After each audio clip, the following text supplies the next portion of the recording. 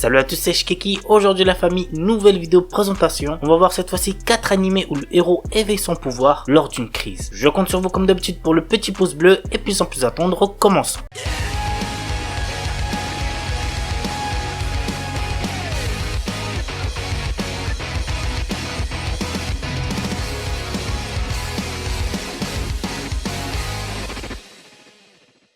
Bungo Stray Dogs. Nous suivons le quotidien de Nakajima Atsushi, un adolescent qui se retrouve à travailler au sein d'une agence de détectives dont les membres possèdent tous des pouvoirs surnaturels. L'agence s'occupe des enquêtes trop dangereuses pour la police et l'armée. Dès lors, Nakajima fait équipe avec Dazai Osamu et Konikida Doppo pour résoudre des crimes et combattre différentes organisations. L'anime a pour genre mystère seinen surnaturel et pour thème détective super pouvoir.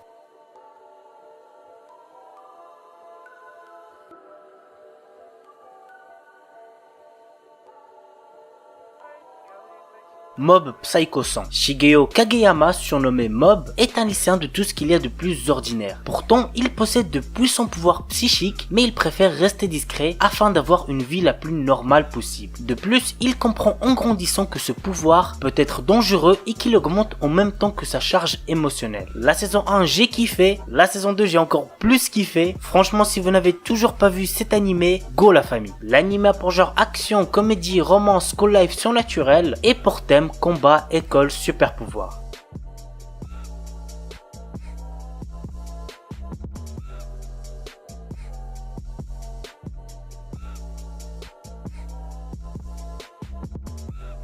Kyokai no Kanata. Après avoir sauvé sa camarade du suicide, Akihito Kanbara, un lycéen quasi immortel, apprend que celle-ci a le pouvoir de manipuler son sang. Ce pouvoir extrêmement rare était la raison de son isolement et lorsque les deux adolescents se lient d'amitié, ils ne se doutent pas que cela va déclencher une succession d'événements inquiétants. L'anime a pour genre action, comédie, drame, fantasy, psychologique, romance, school life, seinen et pour thème démons, magie, monstres.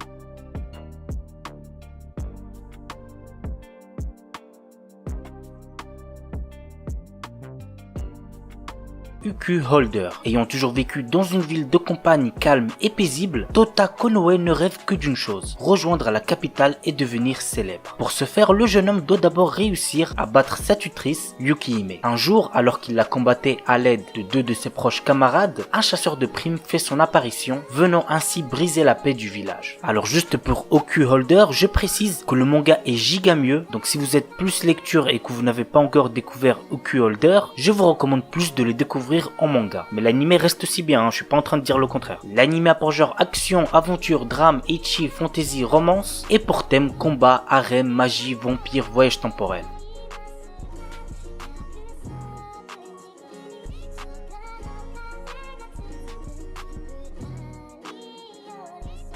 Voilà la famille, c'est tout pour la vidéo 4 animés où le héros éveille son pouvoir lors d'une crise. J'espère que ça vous aura plu. Et puis moi je vous dis à bientôt pour une nouvelle vidéo. Sur ce, ciao tout le monde, portez-vous bien, c'était Shkeki.